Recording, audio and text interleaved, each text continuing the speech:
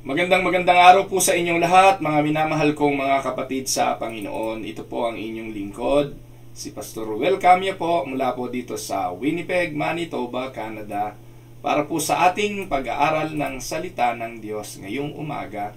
Welcome po sa Tinig ng Pag-asa.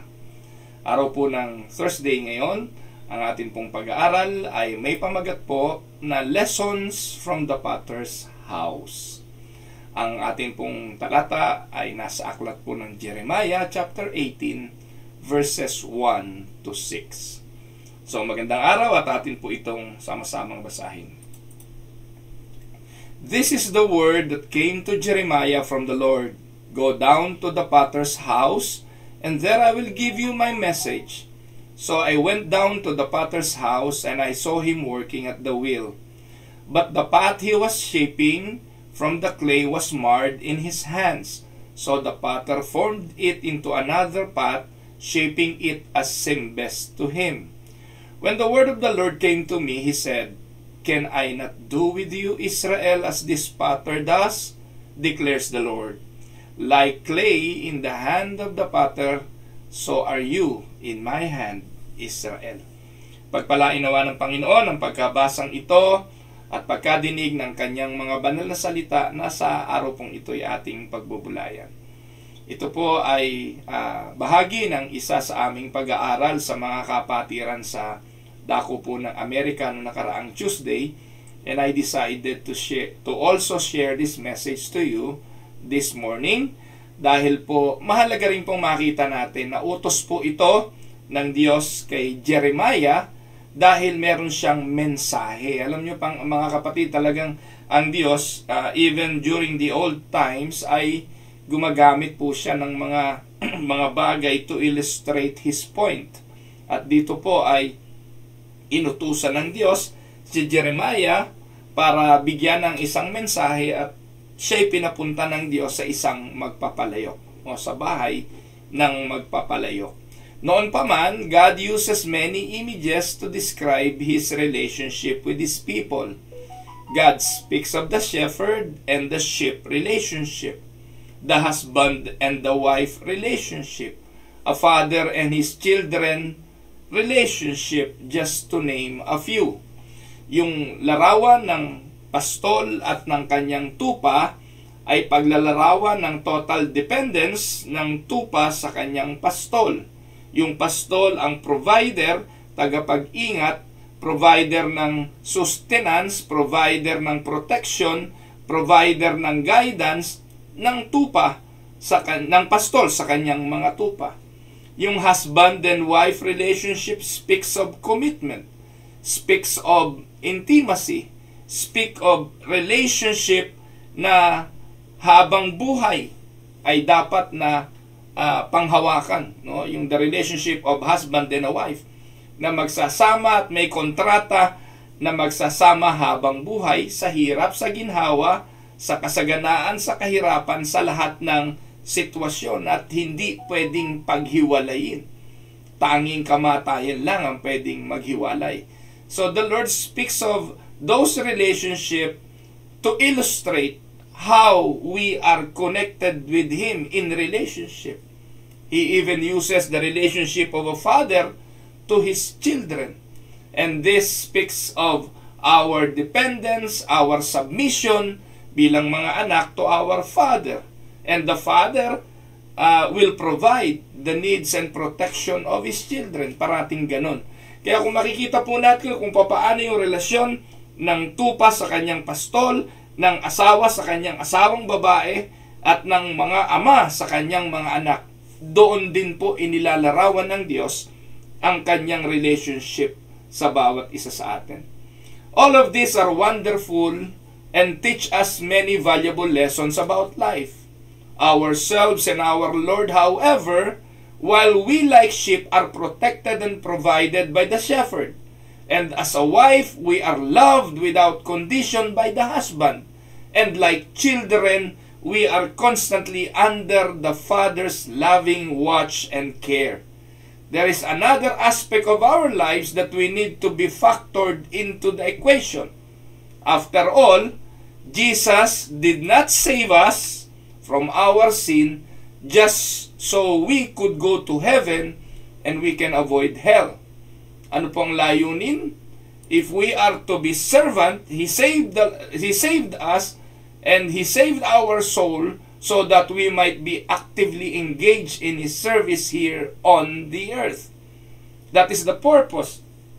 Nilikha ng Diyos ang unang tao, inilagay niya sa Hardin ng Eden. Hindi naman niya nilagay yun doon para magpahiga-higa lang. Hindi na po naman po niya nilagay yun doon para lang dumami at dumami ang lahi. May layunin po ang Diyos. At ang sabi po niya sa lalaki ay pamahalaan ang sanlibutan, pamahalaan ang lupa. So God gave man the mandate to rule the earth. Pero we know what happened na po. At dahil po sa kasalanan ng tao, pinalayas po sila ng Diyos doon sa lugar na dapat niyang pamahalaan. But the mandate of God remained the same. Nang tayo po bilang mga mananampalataya ay binuhay na sa ating patay na kalagayan at ginawang mga anak ng Diyos sa pamamagitan ng pananampalataya sa Panginoong Hesukristo, ay naging kabahagi po tayo bilang mga tagapaglingkod sa Diyos. And we are called servants of God. No? Bilang children of God, bilang part of His kingdom, we have a responsibility. Tinawag din tayo bilang mga lingkod. At maglilingkod tayo sa Kanya habang tayo'y nabubuhay. At pagkatapos ng buhay na ito, ay makakapiling natin siya, sasambahin at luluwalhatiin natin siya ng habang panahon. If we are to be His servants, we are going to need His power to get the job done. At tandaan po natin mga kapatid, never let the child of God think that he can do it on his own. Maging ang paglilingkod bilang servant, ang mga bagay na nais pagawa ng Diyos sa atin, hindi rin natin yun magagawa kung sa ating mga sarili, dahil ang sabi po ng Panginoong Hesukristo sa John 15:5, I am the vine, you are the branches. If you remain in me and I in you, you will bear much fruit. Pero apart from me, you can do nothing. Kaya kung meron mang mga bagay na nais ipagawa ang Diyos sa iyo, sa akin at sa atin bilang mga mananampalataya, as servant of the Lord, we can only do those things with the help of the Lord. Because apart from Him, we cannot do anything. Apart from Him, we can do nothing. Therefore, perhaps one of the greatest portraits of God and His people to be found in the entire Bible are related to the matter of service. This is the picture of the potter and the clay. Alam niyo mga kapatid, ang Panginoong Hesukristo, bago siya umakyat sa langit, bago siya pumunta sa krus, ay nagdaos po siya ng isang hapunan para sa kanyang mga alagad. At bago po maghapunan, kumuha ng tuwalya ang Panginoon, ibinalabal sa kanyang sarili at isa-isang hinugasan ang mga paa ng kanyang mga alagad. At doon po ipinakita niya ang isang paglalarawan ng servanthood, ng pagiging isang lingkod, na nais ng Diyos na taglayin ng kanyang mga iiwanang mga alagad. Kaya yun po yung relationship natin. We are just servant to the Lord. So in this brief verses, 6 na verses lang po ito, ay ating titingnan the plan of the heavenly pater on display. Sabi po niya, siya ang pater sa paglalarawan po doon sa aklat ni Jeremiah, at tayo po'y mga clay sa kamay ng pater. And let us take a few minutes and look at these verses together as we consider the lesson on the potter's house. Ano po? So tingnan po natin. Ano pong mga lessons makikita natin from the potter's house? Bakit pinapunta ng Diyos si Jeremiah dyan? Kaya po siya pinapunta ng Diyos kasi meron siyang mensaheng ibibigay. Makikita po natin yan sa verses 1 to 3.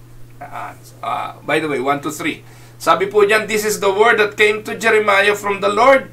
Go down to the potter's house, and there I will give you my message. So I went down to the potter's house and I saw him working at the wheel. So dito po, sa unang 3 talata, makikita po natin kung ano ba yung gawain ng magpapalayok. Let us look at the potter's mission.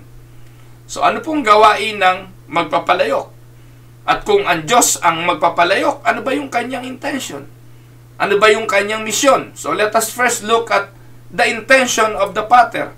What is the potter's intention? So the potter has a singular purpose. Meron po siyang pangunahin at isang layunin. Ano po yon? Sabi po, the potter plans to take a clay, and from that clay, he will produce vessels. At yung vessel na ipoproduce niya is for his purpose.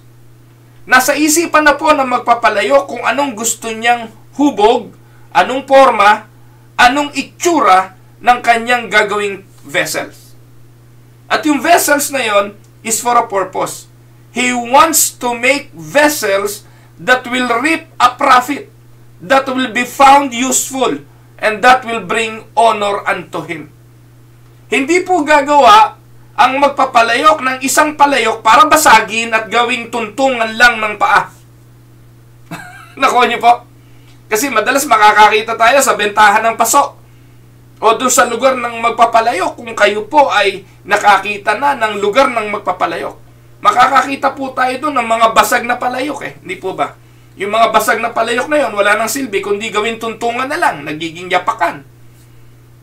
So, hindi po nilikha ng Diyos ang palayok na yon para gawing tuntungan. Basically, the intention of the potter and his mission is to create a vessel that will give him honor, that will reap profit, that will be found useful. That is the intention of the prophet, or the potter. The pieces he manufactures or he produces intended to be used by him and maybe for others. Pero ako po, ang paniniwala ko po, lahat ng mananampalataya, kahit na sa iba tayo naglilingkod, kahit na ginagawa natin yung mga bagay natin para sa iba, lahat ng yon para pa rin sa Diyos. For instance, ako'y nagtatrabaho sa isang kumpanya. Hindi naman yun kumpanya ng Diyos. Pero ako'y naniniwala, inilagay ako ng Diyos doon for His purpose and for His glory. Amen po ba?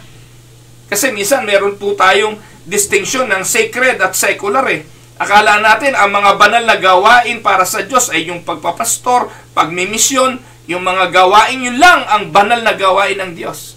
Hindi po. Ang layunin po ng Diyos, ilagay tayo kung saan niya mamarapatin at kung dun sa lugar na yun tayo inilagay ng Diyos, iyon po ang ating ministeryo, yun po yung ating lugar na kung saan tayo gagamitin, and that will bring honor to His name. Kaya kung ikaw'y kusinero, gawin mo yung pagiging kusinero mo to give glory to the name of the Lord. Kung ikaw'y magsasaka, gamitin mo yung pagiging magsasaka mo to give glory to the Lord. Kung ikaw'y karpintero, use that place of work to give glory to the Lord. Kasi ginawa kang vessel ng Diyos para doon. At ang layunin nun, maging kapaki-pakinabang ka, maging useful ka, at magbigay ka ng glory sa Kanya. Yun po ang misyon. Kaya naniniwala po ako, may mga itinalagang gawain ang Diyos sa bawat isa sa atin. Maging nga sa simbahan, hindi lahat ay pastor, hindi lahat ay guro, hindi lahat ay propeta, hindi lahat ay ibanghilista. May kanya-kanyang kaloob Bakit? Kasi may mahusay na magpapalayok na hinuhubog ang bawat isa at ito ang kanyang intention. This is God's intention. Amen? So, ano po? He excels in taking old worthless clay and transforming that worthless clay by the grace of God into a vessels of honor and glory. Napakagaling ng Diyos. Kung titingnan po natin, ano ba yung palayok? Nung nabuo, ubod ng ganda. Ano po? Iba-iba itsura ng palayok. Merong may tenga, merong wala, merong may takip, merong wala. Pero ang punto ron, saan ba galing yun? Ang palayok nanggaling sa walang silbing lupa. At ito po'y paglalarawan spiritually na sinasabi ng Bible tungkol sa bawat isa sa atin. Jesus saves the sinner by His grace, and then God begin the process of changing that vile sinner into a vessel that will produce a profit for the kingdom of God. One that will be useful to Him in His work, and one that brings honor and glory to His name. We, before we are sinners, we are worthless like the clay. We are worthless like that lupa, na kung hindi kukunin na magpapalayok yung lupa at ipoporma, hindi naman magiging kagamit-gamit. Di po ba? Katulad din ang paglalarawan ng mundo sa bawat isa sa atin at ang paglalarawan ng Diyos sa atin, tayo makasalanan. At kung hindi dahil sa kanyang biyaya, na nagsimula siya ng proseso sa ating mga buhay, siya ang kumilos, wala po tayong silbi kundi lupa. At ang sabi nga ng Bible, sa lupa tayo nagmula, sa lupa rin tayo babalik. And take note of this, God is interested in taking the worst He can find and changing it into the best heaven has to offer. Ang dami po natin nakikita niyan. Alam po natin yan. Ito po. Na mula sa alabok, mula sa kawalan, mula sa pagiging marumi, binago, nilinis ng Diyos at ginawang kagamit-gamit para sa kanyang kaluwalhatian. Po. So that is the potter's intention. Pangalawa, tingnan natin. Ano ba yung potter's ingredients? Hindi naman ipinagkailayan dyan eh. Pinakita rin naman dyan. Ano yung potter's ingredient? In order to accomplish his goal, the potter must work with materials that leave much to be desired. The condition of the clay as it is found, ano yan, di ba? Lupa. Ang gagawin, kukuha ng lupa, huhukayin ito, at yung lupa na ito ay dadalhin doon sa bahay na magpapalayok. May proseso yun mga kapatid, hindi naman po agad pagkakuha ng lupa, pwede nang ipapatong mo na doon sa wheel at ito huhulmahin mo na, hindi. May proseso yan. Kailangan yung lupa maging pliable, matanggal yung mga bato, tanggalin yung mga impurities doon sa lupa bago pa mahubog. Kasi ang hirap nun, na may mga halong graba, bato, hindi po. Talagang sasalain muna yung lupa, dudurugin tong maigi, at tanggalin yung mga bato, at yung natirang nasalang mga lupa, at yun po lalagyan ng tubig, hanggang sa ito ay mababad ng ilang araw, matanggal yung tubig, mawala na yung mga impurities nito. Mahabang proseso.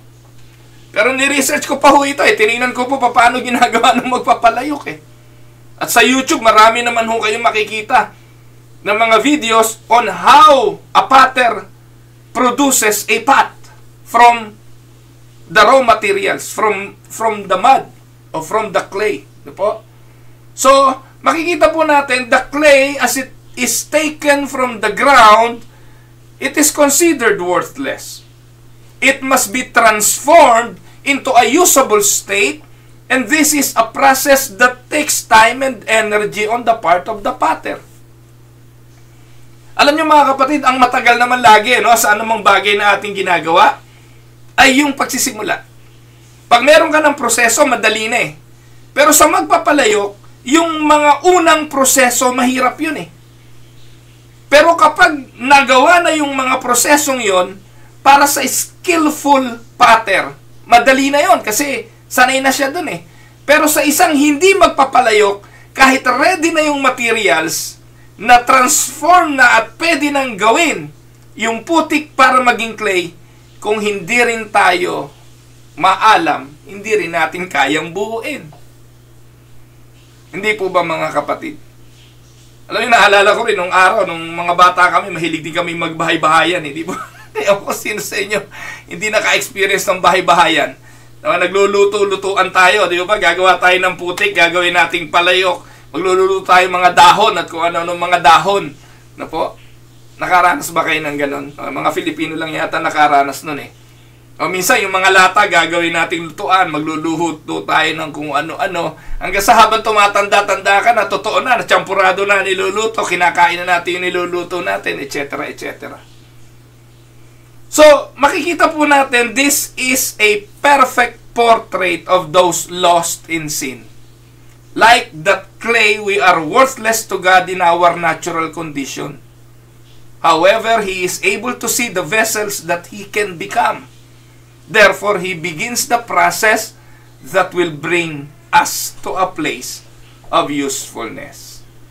The Lord digs us out, washes us clean, and He dries us up, and then He make us pliable to be a perfect pot, a perfect vessel na ayon sa kanyang nais paggamitan. This is a clear picture of the process a sinner must go through prior to salvation. Prior to salvation, tayo putik. Ang ating mga puso ay marumi, walang matuwid, wala kahit isa. Sabi ng Bible, lahat tayo makasalanan, lahat tayo papunta sa dagat-dagatang apoy ng impyerno, pero ang banal na Espiritu, sa pamamagitan ng kanyang kapangyarihan, binuhay ang ating patay na Espiritu, ang ating mga puso'y binigyan ng conviction, binigyan tayo ng pananampalataya para makita ang kanyang bugtong na anak, and He led along in a little baby step until we reach the place where we receive Christ as Savior, and at that point, God begin the molding process. Pag naging mananampalataya ka na, huhubugin ka ng Diyos, unti-unti kang imomolde ng Diyos para gamitin ka sa nais niyang paggamitan sa iyo. Just like the potter holding a lump of clay in his hand, he will put it in a wheel, and by his own initiative and design and ingenuity, He will form us according to His purpose. It seems pretty evident that the Lord doesn't have a whole lot to work with when He finds us. After all, we are all made from the same clay. You and me, walang special sa atin. Pare-pareho tayong clay na worthless. Hindi natin pwedeng ipagmalaki. Kaya ako pinili ng Diyos kasi mabait ako. Kaya ako pinili ng Diyos kasi magandang clay ako. Kaya ako pinili ng Diyos kasi maputing clay ako. Walang ganon. Lahat tayo ay worthless in the eyes of the Lord because we are sinners. Romans chapter 3:10, Romans 3:23, Galatians 3:22, to name few verses. Pero it speaks of one reality, na tayong lahat ay makasalanan, na tayong lahat ay nagkamali, at ang kabayaran ng kasalanan yun ay kamatayan. Pero sa biyaya at habag ng Diyos, iniligtas tayo. Pero nung iniligtas tayo ng Diyos, hindi pa tapos ang Diyos sa atin hanggat nandito tayo sa mundong ito. Kailangan niya tayong hubugin, iporma ayon sa kanyang nais paggamitan.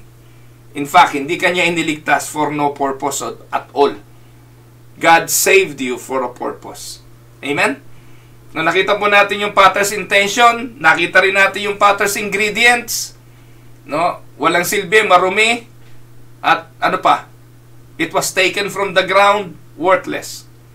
Makikita naman natin ngayon yung potter's instruments. Anong instrumentong gagamitin ng Diyos para yung worthless clay na yon ay maging kagamit-gamit? So the potter uses several instruments to bring the clay to a place where it is usable. Ano-ano yon? Una, meron siyang shovel. Saan ginagamit yan? This tool he uses to dig the clay from the earth. Ito yung panghukay ng putik, na po? At ito po yung huhukay sa putik o lupa para dalahin sa kanyang bahay para simulang gawing pliable clay. Diba? So this is the picture of the Spirit of God who comes to where we are in sin. And it is the Holy Spirit who do the digging, no? In our hearts, in order to revive this dead soul na meron tayo. It is the convicting power of the Holy Spirit that will make our dead spirit alive. Sabi ng John 16:7-11, mababasa po natin yun doon. Kaya nga po, purihin ng Diyos for the conviction of the Holy Spirit. Jesus said it's best when speaking to Saul on the road to Damascus. Po? Sa Acts 9:5, ang sabi ng Diyos kay Pablo, Pablo, it is hard for thee to kick against the pricks. It's hard to kick against the gods. So this may be where some of you are right now. If the Pater is digging around in your life, He is calling you to come to Him. Please do that today and you will never regret it. God is using shovel. Mula sa patay na kalagayan, hinukay tayo muli sa pagkabuhay sa pamamagitan ng Espiritu. Pangalawa, mallet. After the clay has been cleansed and processed, it is placed on a table and beaten with wooden mallet. Bakit? Kasi may mga meron pong mga buo-buo na na lupa. At minamalet, yung mallet po, wood yun eh. Dudurugin para kapag binubuo na po yung pot, wala pong bukol-bukol. At alam niyo po ba, ang isa sa layunin po niyang mallet, yan po ay ginagamit para yung mga air, may mga air na natatrap doon sa putik eh. Kailangan ding pukpukin yon para totally mawala yung air. Kasi po, ang air, kapag meron doon sa putik at sinalang na po yung pot sa hurno para lutuin, pwedeng sumabog yung air na yon at ito yung dahilan kung bakit nagkakarak yung mga pot. Kaya, meron pong tinatawag na mallet. The potter does this to remove the air bubbles that might be trapped in the clay. If he doesn't, the air bubble will form pockets and that will produce a weak spot and will cause the vessel to be fragile and even unusable. Minsan yung mallet ay paraan ng Diyos para sa atin sa spiritual na buhay, larawan niya ng mga calamities, ng trials, ng chastisement na ibinibigay ng Diyos at kanyang ipinahihintulot. At anong layunin niyan? Para hubugin tayo sa larawan ng Panginoong Hesukristo. Katulad ng sinasabi ni Pablo sa 2 Corinthians 4:17. We may not like the pounding of the mallet, but the purpose of the pounding is to make us more usable and pliable in the potter's hand. Sabi nga po mga kapatid, ng Romans 8:28, may mga bagay na hindi natin naiintindihan pero it works in accordance to His will and it is for our own good. It is a good thing to be pounded by the mallet of the Lord.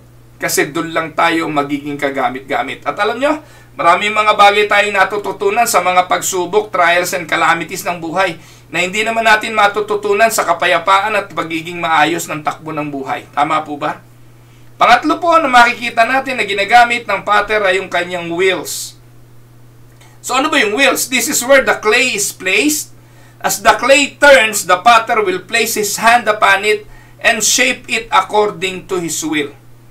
So, makikita po natin mga kapatid, it is the Pater who controls the speed of the wheels. Ano po? Kinokontrol po yan. The Pater controls the speed of the wheels and they only rotate according to His will. Never forget that God is in control, regardless of what you are facing in life, and that all things are eventually going to work out for and to your own good. Tandaan po natin, kapag nailagay tayo, katulad ng clay na yon, doon sa wheel ng magpapalayok, iikot at iikot ang mundo, iikot at iikot ang buhay, pero wag niyong kalilimutan, ang speed ng wheel, ang takbo ng buhay, kontrolado ng magpapalayok. At ilarawan niyo po ito mga kapatid. Kaya nga po pinapunta si Jeremiah sa bahay ng magpapalayok para makita ng bawat isa sa atin ang katotohanan na kung siya ang magpapalayok, tayo yung clay, nakapatong tayo doon sa wheel para buuin ng Diyos, siya ang kumokontrol ng speed na ito. God is a sovereign God. He knows what He is doing. Kung kailangan bilisan, kung kailangan bagalan, kung ano man ang dapat mangyari, siya po ang nasusunod. Minsan, kailangan lang nating pumirmi. Kailangan lang nating hayaan ang ikot ng mundo ayon sa kanyang mabuting palatuntunan. Pastor, di ho ba delikado at nakakatakot yun? Dahil ikot na lang na ikot ang mundo, aayon na lang tayo mga kapatid, hindi. Kasi ang susunod po na instrumento ng Pater ay ang kanyang mga kamay. Kapag nailagay na ang putik doon sa wheel, hawak-hawak ito ng kanyang kamay. While the clay spins around on the wheels, it is never out of contact with the potter's hand. Habang umiikot, gaano man kabilis ang ikot ng wheel na yon, hawak-hawak ng kamay ng magpapalayok ang putik, at habang hawak-hawak ito, habang gumagalaw ang kanyang mga kamay, unti-unti nakikita natin, ipinoporma ng mahusay na magpapalayok ang putik na walang itsura, walang silbi, hanggang sa ito'y magkaroon ng hugis at maging palayok. He is in constant contact, molding, shaping, and bringing the clay along through His loving guidance. If He were to ever remove His hand, the clay would spin right off the wheel and would be lost. Kaya dito, ang unang-unang makikita natin dito bilang mga mananampalataya, yung security natin eh. Yung security ng bawat isa na hindi kabibitiwan ng Diyos. He remains there with the clay and brings along until it become what He desires it to be.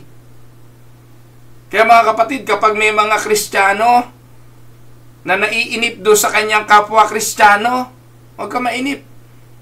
At kung ikaw man ay naiinip sa buhay mo, huwag mong kainipan. Hindi pa tapos ang Diyos sa iyo. Hindi pa tapos ang Diyos sa atin. Patuloy pa tayong iminomolde ng Diyos ayon sa kanyang mabuting kalooban. And what a picture of the Heavenly Father. There are times when God seems remote. There are times that God seems removed and millions of miles away from us.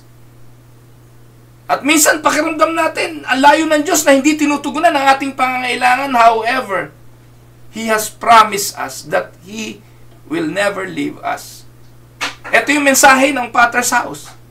Ito yung mensahe ng Potter and the Clay, na hindi niya tayo bibitiwan hanggat hindi pa siya tapos sa atin. He is always in touch. Amen? Ano po ang sabi? The child of God need never fear that the Lord will walk out on us and leave us to spin out of control. Hindi niya papayagan yun. No matter how fast the wheels spin or what comes our way, we can rest assured that the Lord of glory will never remove His hand from us. Kung nasa bani ka ng karamdaman ngayon, nasa tingin mo'y kakulangan ka ngayon, kung nasa tingin mo'y nasa malaking problema ka ngayon, ikaw bilang anak ng Diyos, bilang clay sa wheel na umiikot sa mundong ito, paniwalaan mong hawak ka ng Diyos. Ito ang mensahe ng magpapalayok. Bibigyan ka nito ng kapayapaan, kapatid. Yes, hindi man mabago ang sirkumstansya, hindi man mabago yung mga sitwasyon, pero yung paniniwala na there is a sovereign Lord holding you, forming you. He is always in touch with His clay.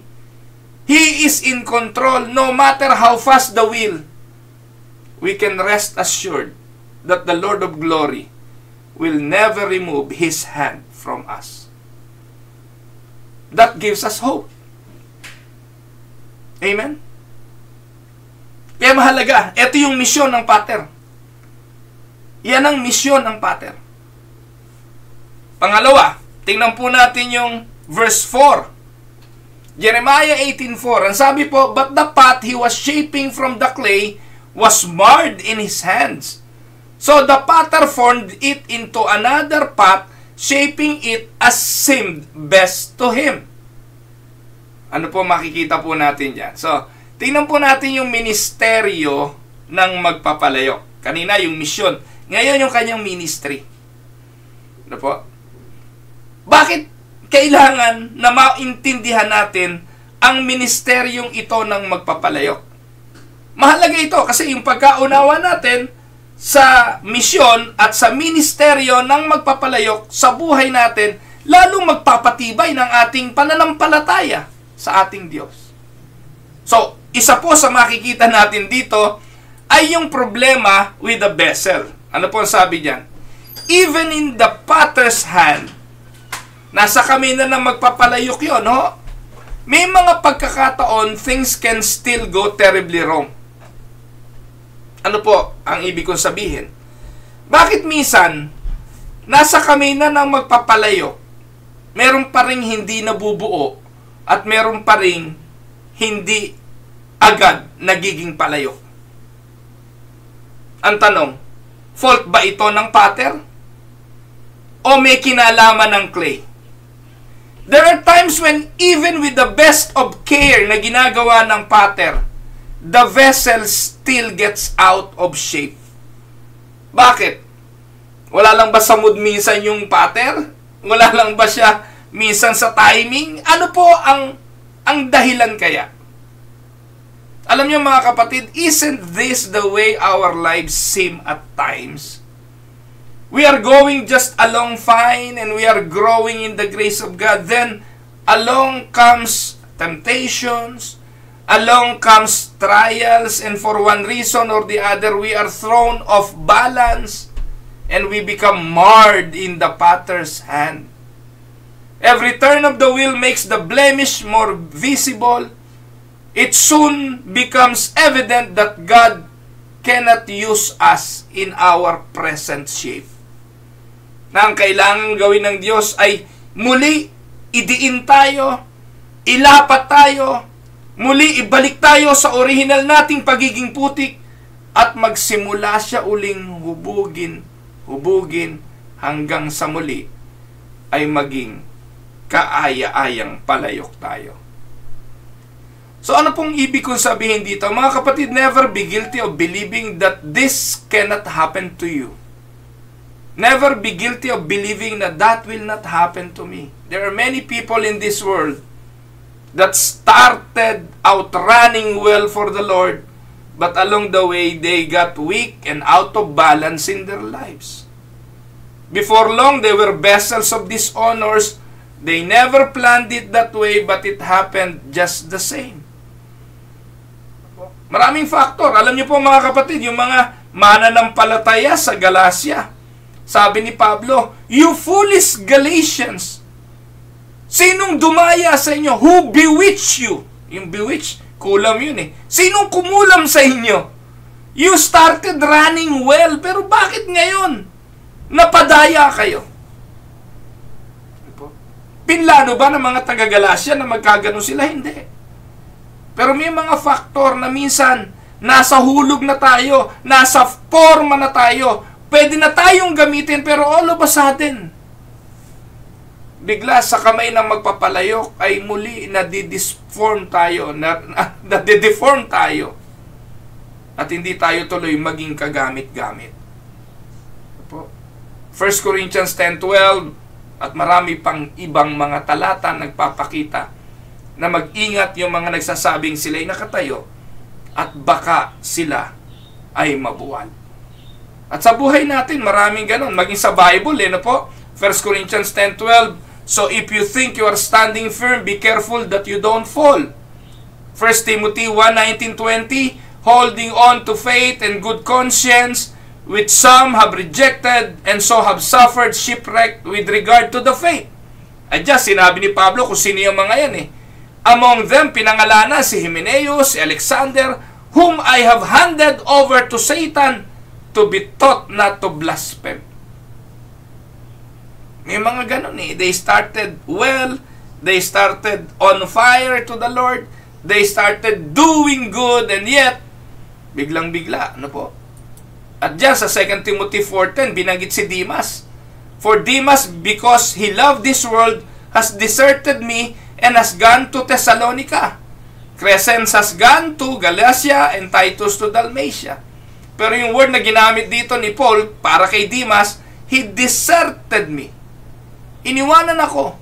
Bakit? Kasi minahal niya ang mundo. Sino ba si Demas? Colossians 4:14, ang sabi, our dear friend Luke, the doctor, and Demas. Ibig sabihin, dating mga kasama ni Pablo yan eh. Yan si Luke, kasama yan ni Paul. Ganon din si Demas. At ano pa ho? Sa Philemon 1:24, and so do Mark, Aristarchus, Demas, and Luke, my fellow workers. So, ibig sabihin, kasama na ni Pablo yan eh. Alagad nakatuwang sa gawain. Pero ano nangyari? Sabi ni Pablo kay Timoteo, iniwanan ako ni Demas dahil na-inlove sa mundo. Maraming ganun. Pero, pag nagkaganon, ano pong ginagawa ng Diyos? Sabi po, makikita natin yung perception ng pattern. The perception of the pattern. Ano ibig sabihin nito? Dahil nasa kamay tayo na magpapalayok, at yung kamay ay nakapatong doon sa lump of clay, alam ng pattern kung ano nangyayari doon sa clay. The pattern knows instantly na may problema yung clay. Kapag hindi niya tumaporma, hindi niya tumahubog, alam ng Diyos na there is a problem. And He instantly senses the changes in the clay. Anong gagawin na magpapalayok? He will begin taking whatever steps are necessary to correct the problem. Pag nakikita at nalaman na magpapalayok, bakit ko ba hindi maporma to? Ganito to. Kailangan ng konting palo dito sa lugar na to. Konting palo doon. Konting diin dito. Konting pisa dito. Para maiporma ayon sa gusto niya. He senses the changes. And He will begin taking steps.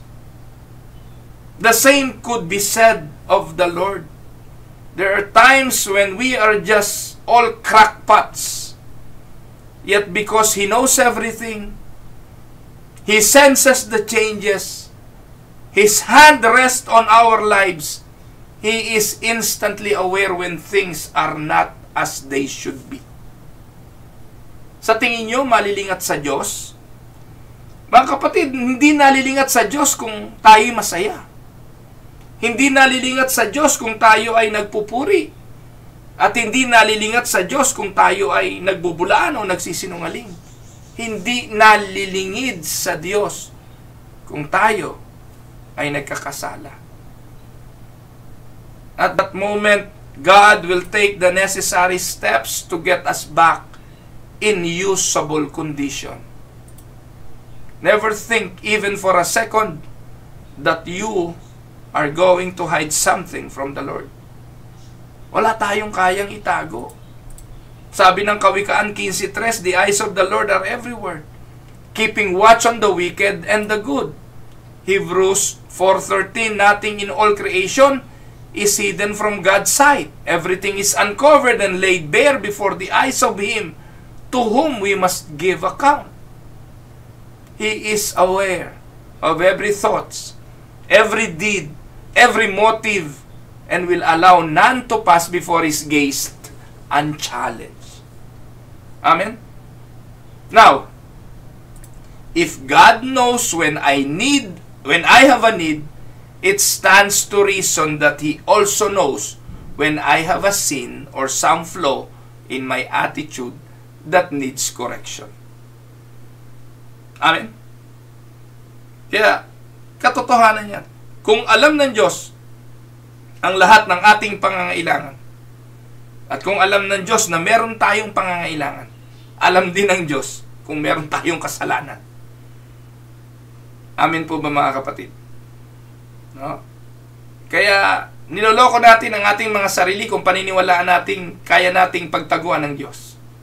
The best thing I can do is to be responsive to the touch of God and just yield to His activity in my life. The sooner I reach the place He desires me to be, the sooner He can give or He can begin to use me for His glory.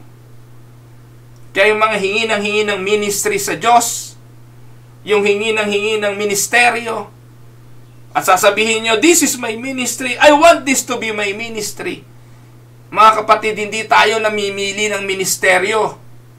Hindi tayo namimili ng gagawin natin. Ang Diyos mismo ang maglalagay sa iyo doon kasi hinubog ka ng Diyos para doon. Amen. Kaya walang pumiling magpastor, mga kapatid. Kaya yung sinasabing pangarap ko, maging pastor ako, naku po, Diyos ko, nakakatakot yun. Sila yung mga, pagdating ng araw, yung mga bulaang pastor, sila yung mga nangungulimbat na pastor, mga scammer na pastor. Kasi yung totoong pastor, hindi nila piniling magpastor. Ang Diyos ang pumili sa kanila. Ganon sa Biblia, mga kapatid. Walang nag-volunteer kay Jesus. Yung mga nag-volunteer kay Jesus, ano sabi? I want to follow you. Come follow me. Pero teka pala. Ililibing ko muna tatay ko. Maraming ganon sa Bible.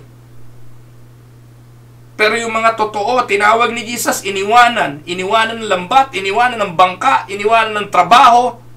And they followed Jesus. Ang hirap po kasi, hindi ho natatanggihan yung tawag. Ngayon, kung ipagpipilitan mong tanggihan yung tawag, dun ka dinisenyo, dun ka hinubog, dun ka ginawa para sa gawain yon, wawasakin mo lang ang buhay mo lalo. Na wala ka naman magagawa kundi sumunod. And we know the story of Jonah. You know what happened to Jonah. So, the sooner I reach the place He desires me to be, the sooner He can begin to use me for His glory. Amen? Yan. Ano po yung pangatlo? Let us look at the patience of the potter. Even though the clay sometimes is misshapen and deformed, it is still in His hand. That is the good thing about it. Ano po? The potter takes the marred vessel, pressed it back into a lamp, and he will begin again. This time, the vessel may turn out well, but it may also be deformed once again. Pero ang potter, hindi siya titigil. If as long as the clay is moldable, pliable in the hands of the potter will rework it and reform it until he is able to produce a vessel that will satisfy him. Amen? Again, this is the picture of the work of our Heavenly Father. There are many times along the way that I can look back and see myself deformed. I see myself misshapen. And at those times, my loving Father pressed upon me His hands, and He began the process once again. Mahaba na rin po ang aking ipinagpastor. Mahaba na rin po yung panahon ng mag-asawa kami ni Dang. Yung panganay ko po ay 26 na, 27 na. So mga kapatid, sa mga panahon na yon, marami na po akong pinagdaanan sa buhay. At sa mga pinagdaanan na yun sa buhay, I had experienced the pounding, the pressing of the Father's hand, continuously molding me into the kind of pot that He wants me to be. This process is not always pleasant, mga kapatid. The process of molding is not always easy. There are times when the Lord has to bring His chastisement sa ating mga buhay. Na talagang ipapound. Gaya ng binagit ko kanina, konting palo dito, konting pisa dito, konting diin dito, pero hindi ka para wasakin. Kundi para iporma ka lang ayon sa Kanyang kagustuhan. He does this because He loves us and seeks the best in us. However, it isn't a pleasant thing when the Lord has to press us down. Amen? Ano po sabi ng Hebrews 12:6-8? Because the Lord disciplines the one He loves, and He chastens everyone He accepts as His son. Endured hardship as discipline. God is treating you as His children. For what children are not disciplined by his father? If you are not disciplined, and everyone undergoes discipline, then you are not legitimate. Not true sons and daughters at all. Amen? Tandaan po natin mga kapatid, when the vessel is marred, The potter does not throw the clay away and start fresh with a new piece. And there is a reason for this. He has already invested too much time in salvaging the clay from the soil and in preparing it for use. He has vested interest in what happens to the clay. Therefore, he can afford to be patient and to keep working in the clay until it begins to resemble that image that he desires it to bear. That is how patient God is. Kung hindi pasensyoso ang Diyos, nasa impyerno na tayong lahat. By the same token, never has the heavenly potter throw his clay away. Yan po yung assurance eh. The Father paid the ultimate price for his clay. He paid it by the blood of his Son. Jesus died to redeem the clay, no? And he redeemed the clay by his own blood. Now he is determined that he will make something special out of it. Therefore, the Christian need never fear being thrown out by the potter. Hindi mangyayari yun. What God saves to keep forever. Yun po yung ating doktrinang pinaniniwalaan. John 6:37, all those the Father gives me will come to me, and whoever comes to me I will never drive away. 1 Peter 1:5, who through faith are shielded by God's power until the coming of the salvation that is ready to be revealed in the last time. John 10:28-29, I give them eternal life, and they shall never perish. No one will snatch them out of my hand. My Father who has given them to me is greater than all. No one can snatch them out of my Father's hand. Isn't it a grand assurance that the pot that was in the hands of the potter are safe? Amen? Now, may mensahe po ang magpapalayo. At ito po ang dahilan kung bakit pinapunta si Jeremiah sa bahay ng magpapalayo. Ano yung message ng pater? Sabi po sa Jeremiah 18:5-6. Then the word of the Lord came to me, he said, can I not do with you, Israel, as this potter does, declares the Lord? Like clay in the hand of the potter, so are you in my hand, Israel. Ano po yung message? The potter in his message, 1, the message about control. Ayon po sa verse 6, kung babasahin natin, the potter has absolute control. Sabi niya, can I not do with you, Israel, as this potter does? Ano pong ipinakikita rito? Ang magpapalayok, ang may full control kung anong gusto niyang gawin. Hindi pwedeng sabihin ng lupa, gawin mo kung palayok na may tenga. Gawin mo kung palayok na makinis. Gawin mo kung palayok na pang pinangat. O kaya, di ba, may kanya-kanyang gamit eh. O gawin mo kung palayok na pang paso. Iba-iba eh. Pero wala pong magagawa yung clay kung anong gusto ng potter sa kanya. And this is the message that we need to learn. This is the message that we need as believer to trust. God is in control. He will do whatever He pleases. Kaya nga napakahalaga mga kapatid, na masumpungan natin kung ano yung layunin niya eh. Masumpungan natin kung ano yung plano niya. Wala namang extra revelations na ang Diyos. Ang sinasabi lang ng Diyos, kung ano yung nakasulat sa kanyang banal na kasulatan, maging masunurin tayo doon bilang kanyang mga anak. At unti-unti maiintindihan natin. Unti-unti mauunawaan natin kung ano ang kanyang layunin. The potter has absolute control over what becomes of the clay. It is in His hand, and He makes of it what He desires. Diyos ang nagbibigay, Diyos din ang bumabawi. Amen? Diyos ang may kapangyarihan sa ating mga buhay. Amen? Alam niya ang simula, alam niya hangganan. Amen? Kapag hindi ganon ang paniniwala natin sa Diyos, mamumuhay tayo sa takot. Mamumuhay tayo sa kawalan ng kapayapaan. And what a message to the people of God.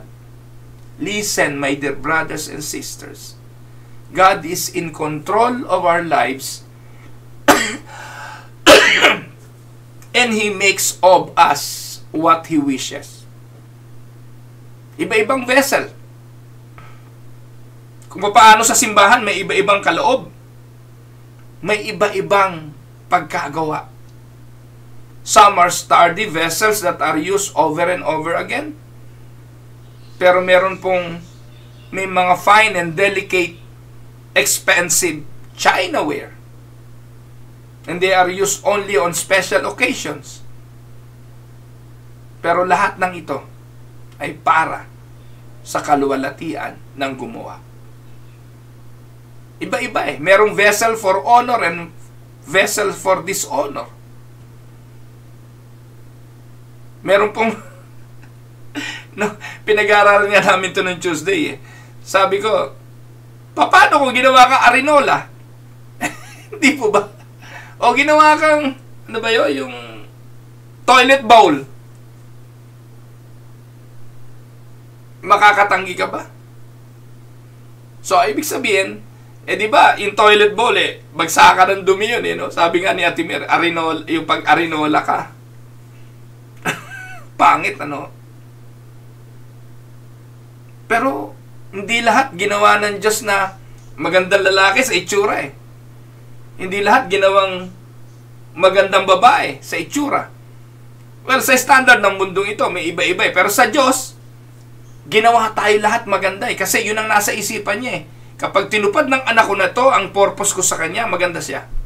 Kaya lang tayo pinapapangit kapag hindi tayo sumusunod sa disenyo niya At ano nagiging dahilan ng pagpangit natin? Kasalanan. Rebellious attitude. Alam niyo po mga kapatid, whatever the uses, ayan. Whatever the usage, it is according to the will of the Father, and those types of choices are totally up to Him. Po. Siya ang may control. At ang maganda makita natin dito, the clay has no right to question the Potter's judgment in the matter of what kind of vessel He makes of it. Ano sabi na Isaiah? Isaiah 45 verse 9. Woe to those who quarrel with their maker, those who are nothing but potsherds among the potsherds on the ground. Does the clay say to the potter, what are you making? Does your work say the potter has no hands? The whole point here is that God decides what He wants you to do and wants you to be. Your duty is to submit to His will for your life. Romans 12:1 and 2, ihain ninyo ang inyong mga sarili o ihandog ninyo ang inyong mga sarili bilang haing buhay, banal at kaaya-aya sa Diyos bilang inyong karampatang pagsamba. Let Him be in control. Kapag sinabing ihaing buhay, banal, kaaya-aya na pagsamba, ibig sabihin, siya ang nasusunod. And when it comes to worship, siya rin ang nasusunod. Lahat ng mga bagay na gagawin nating paglilingkod, siya ang masusunod. Minsan may mga naglilingkod, gusto sila masunod. Ang bihirang niya. Siyempre, pag naglingkod tayo, yung ating pinaglilingkuran ang dapat na masunod. Amen? So, ano pa ang mensahe ng Pater? Dito po makikita natin yung message of compliance. As I was saying, the only duty that the clay has to do is to yield to the will of the Pater. That is the only duty ng clay. Bagay, itungtong mo lang ang iyong sarili sa buhay na ayon sa gusto ng magpapalayo. At maniwala ka, habang sumusunod ka sa kanyang palatuntunan, huhubugin kanya ayon sa kanyang gusto. At magiging kagamit-gamit ka para sa kanyang kaluwalhatian. Ito po, usapin ng blessing. If we want the blessings of the Lord and want to be vessels of honor unto Him, then let us be what He has equipped us to be. Matuto tayong sumunod sa kanyang palatuntunan. Hindi ABC ng kung ano-anong mga palatuntunan para kapagpalain. Kung hindi ang pagpapasakop at pagsusuko ng ating sarili sa Diyos. All I am saying is that we are to grow where we are planted and use our gifts for His glory. If we will place ourselves in His hand and genuinely allow the Lord to work in us, then we will be blessed and we will be vessels of honor unto the glory of the Lord. Amen? Now, can we honestly say to the Lord, Lord, I am totally yielded to your will for my life? Or would you have to say there are areas where I am still in control? There are areas where I am not totally yielded. There are parts of me that I haven't given to the potter yet.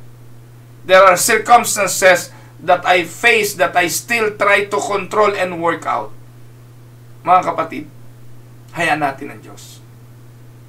And as you fly around on the wheels of life, darating yung panahon na matatapos din ng Diyos at magiging vessel tayo of honor for His glory and for His purpose. Pagpalain po tayo ng Panginoon, mga kapatid. Ito po ang mensahe ng magpapalayok. Ito po ang inyong lingkod, si Pastor Ruel Camia po, mula po dito sa Winnipeg, Manitoba, Canada, para po sa Tinig ng Pag-asa. God bless everyone.